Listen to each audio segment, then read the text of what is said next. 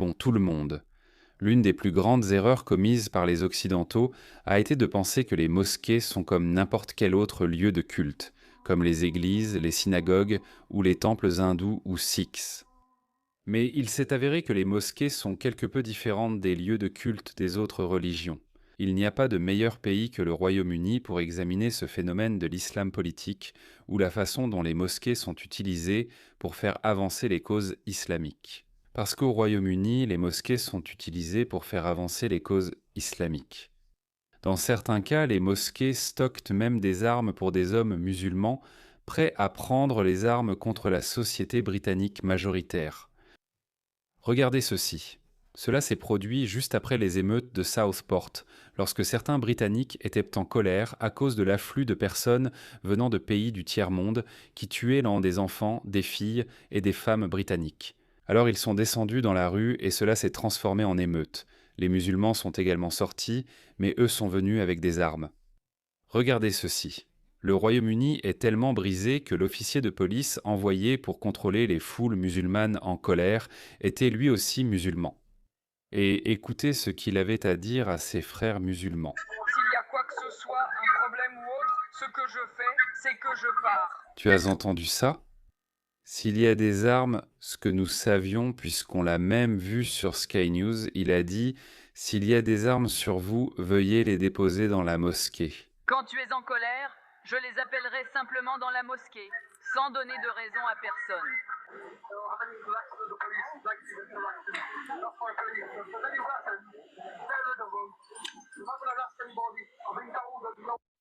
Nous n'allons arrêter personne. Veuillez déposer ces armes. Donc maintenant, il n'y a qu'un idiot fini qui penserait que les mosquées sont comme n'importe quel autre lieu de culte. Ce n'est pas le cas. Les mosquées sont des bases d'opérations centrales pour les islamistes. Et nous avons vu qu'il y a littéralement des milliers de mosquées au Royaume-Uni. Ils étendent leurs tentacules partout au Royaume-Uni, y compris dans la campagne. Et les habitants ne sont pas contents de cela. Regardez ceci. Je viens juste de lire ça.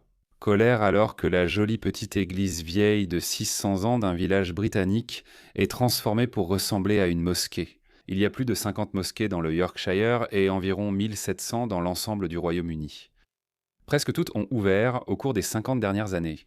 Je vous l'ai dit, tout ce qui se passe au Royaume-Uni finira par arriver en Australie. Donc maintenant, je vais dire que ça ne va pas finir par arriver en Australie, c'est déjà en train d'arriver en Australie. Regardez ça. Bendigo est une toute petite ville du Victoria à environ 2 heures et demie de Melbourne.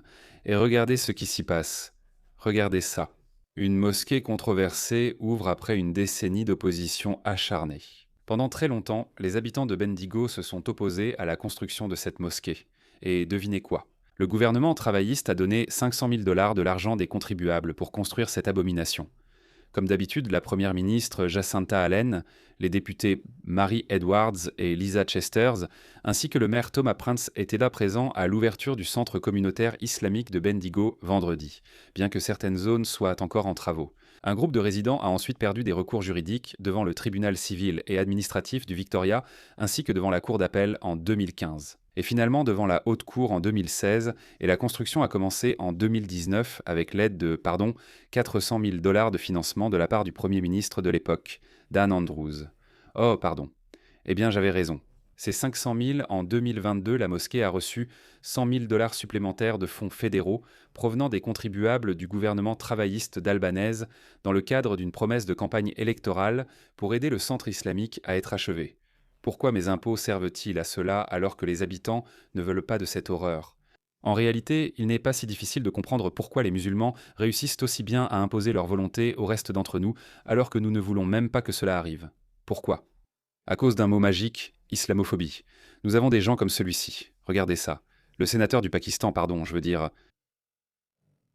Une sénatrice verte, Marine Farouki, qui visite actuellement sa ville, Lahore, au Pakistan. C'est là où je suis né et où j'ai grandi. Elle est maintenant plus loyale envers le Pakistan qu'envers l'Australie. Alors écoutons ce qu'elle a à dire sur l'islamophobie. Voilà comment il vous manipule. C'est comme ça qu'il vous culpabilise et s'insinue insidieusement. Si la tendance actuelle se poursuit encore 5 à 10 ans, nous aurons des émeutes raciales. Nous aurons des violences sectaires. Nous aurons des violences religieuses ici en Australie, tout comme cela est sur le point d'exploser au Royaume-Uni. C'est pourquoi je ne cesse de vous dire, regardez simplement le Royaume-Uni. Ils ont fait cela il y a 20 ans au Royaume-Uni. Ce discours sur l'islamophobie sert à vous manipuler. Écoutez-la. Eh bien, le gouvernement n'a rien fait contre l'islamophobie. Et quand je parle du gouvernement, je parle de ce gouvernement et des gouvernements successifs. Comme l'envoyé l'a dit, en l'espace de 25 ans, nous avons eu les émeutes de Cronulla.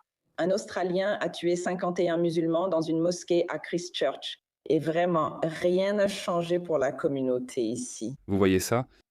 Elle a évoqué une attaque terroriste étrange où un suprémaciste blanc a tué 51 musulmans à Christchurch. Il n'y a rien de comparable ailleurs dans le monde. Et elle a précisé qu'il s'agissait d'un Australien, alors que cela ne s'est pas produit en Australie. Mais voyez, elle n'a rien mentionné sur ce que ses frères de foi ont fait.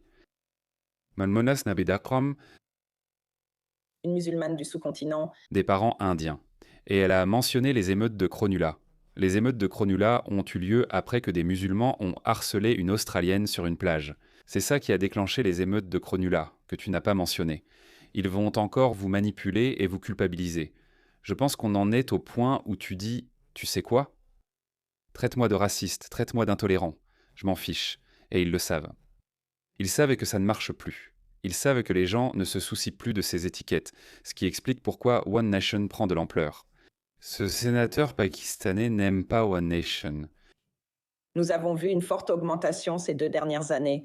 Je veux dire, il y a des chiffres cités dans le rapport, une augmentation de 150 à 200% de l'islamophobie entre 2023 et 2024. Pourquoi cela ?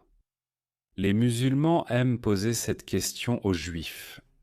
Pourquoi partout où vous allez, les gens finissent-ils par vous massacrer ? Si l'Occident compatit tant avec les sionistes israéliens, pourquoi ne leur offre-t-il pas une place en Allemagne? Pourquoi ne pas aller occuper Vancouver, la ville d'Hitler? Alors ils sauront quel genre de personnes ce sont. Pourquoi, tous les quelques siècles, ces sionistes se font massacrer? Parce que Hitler savait comment traiter ces gens-là. Ils ont probablement élaboré un programme pour pouvoir créer un État d'Israël au prix du sang des musulmans palestiniens. Ils sous-entendent qu'il doit y avoir quelque chose qui ne va pas avec les Juifs. C'est pourquoi, où qu'ils aillent, que ce soit en Russie ou en Allemagne, ils sont massacrés. C'est à cause de la nature de leur caractère. C'est ce qu'ils sous-entendent. Évidemment, je n'y crois pas. Je pense que c'est ce qui arrive quand un peuple est apatride. Il est simple de blâmer les apatrides, car ils n'ont nulle part où aller.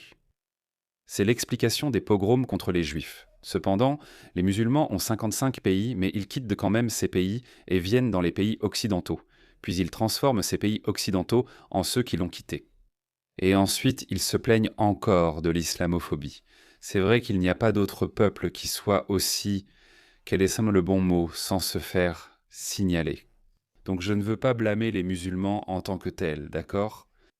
C'est juste que les musulmans apportent leur propre ensemble d'idées, leur propre ensemble de valeurs.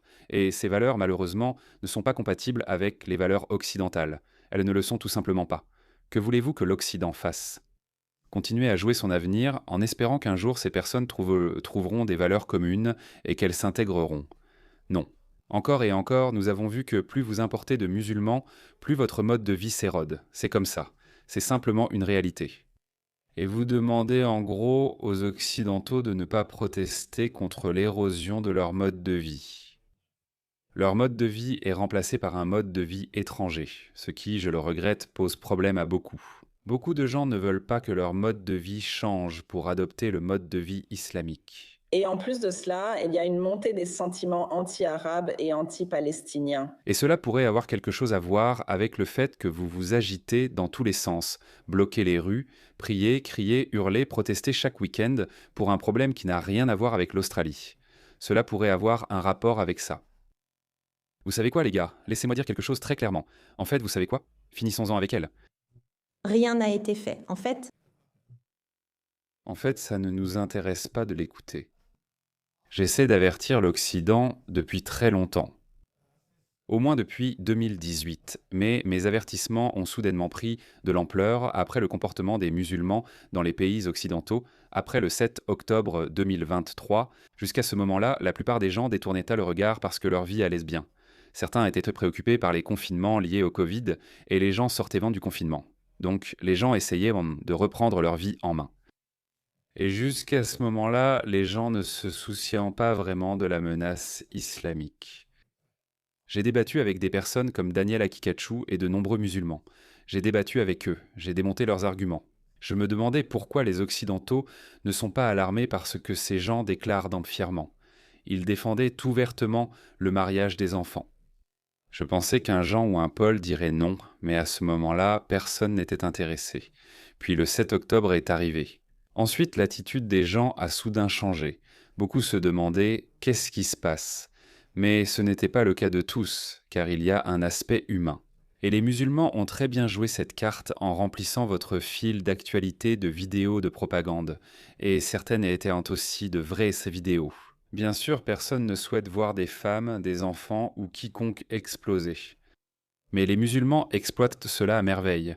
Leur propagande, leurs arguments ont aussi influencé beaucoup d'occidentaux. La plupart d'entre eux sont d'extrême gauche, des wokesses écolos. Mais la grande majorité, ou les gens sensés, disaient « Oui, je ne veux pas voir des enfants exploser, mais je ne veux pas non plus voir ces gens sauter partout devant nos monuments publics, prier dans les rues, crier et hurler. Nous ne voulons pas ça non plus. » C'est pour ça que beaucoup de gens ont soudainement pris conscience. « Oh, oh, Houston, on a un problème. » Donc nos gouvernements de gauche, je ne sais pas pour les libéraux, pour la coalition sous Angus Taylor, il l'a dit aussi clairement que n'importe quel politicien australien aurait dû le dire il y a 10 ans, que les personnes venant de cultures étrangères, avec un ensemble de valeurs différentes, nous devrions décourager cette immigration. C'est plus ou moins ce qu'il a dit. Mais je ne sais pas s'il s'opposerait activement à la construction de nouvelles mosquées. Je ne sais pas s'il va le faire. One Nation le fera certainement. Donc jusqu'à ce que One Nation arrive au pouvoir, nous allons voir de plus en plus de mosquées être construites en Australie, partout en Australie, parce que les mosquées sont leur centre névralgique. C'est la base des opérations. C'est très important. Je vous ai déjà montré à plusieurs reprises leurs enseignements dans ces mosquées. Et cela ne va pas disparaître. Les mosquées et les écoles confessionnelles islamiques, ce sont les pépinières des futurs radicaux. Donc nous devons non seulement arrêter d'en construire de nouvelles, mais nous devrions aussi commencer à fermer celles qui existent déjà. Nous devons simplement rendre l'Australie la moins attirante possible pour les islamistes. D'accord, c'est ce que nous devons faire. Nous n'avons pas à suivre la voie du Royaume-Uni. Regardez, le Royaume-Uni est sur le point de s'effondrer, c'est vraiment le cas. Les universitaires en parlent maintenant, qu'il va y avoir une sorte de trouble civil, voire une véritable guerre civile au Royaume-Uni. Pourquoi devons-nous répéter leurs erreurs ? Nous n'allons pas gagner de points auprès de ces gens. Vous pouvez les laisser construire 50 nouvelles mosquées. Tu crois qu'ils vont s'arrêter là ? Tu crois qu'ils vont arrêter de te manipuler ? Penses-tu qu'ils cesseront de se plaindre d'islamophobie comme « cet homme blanc m'a regardé car ma fille de 5 ans portait un niqab » ? Oui, tu devrais recevoir ces regards de tout le monde parce que ce n'est pas normal. Ce n'est pas conforme au mode de vie australien. Et les Australiens n'ont pas à s'excuser pour ça.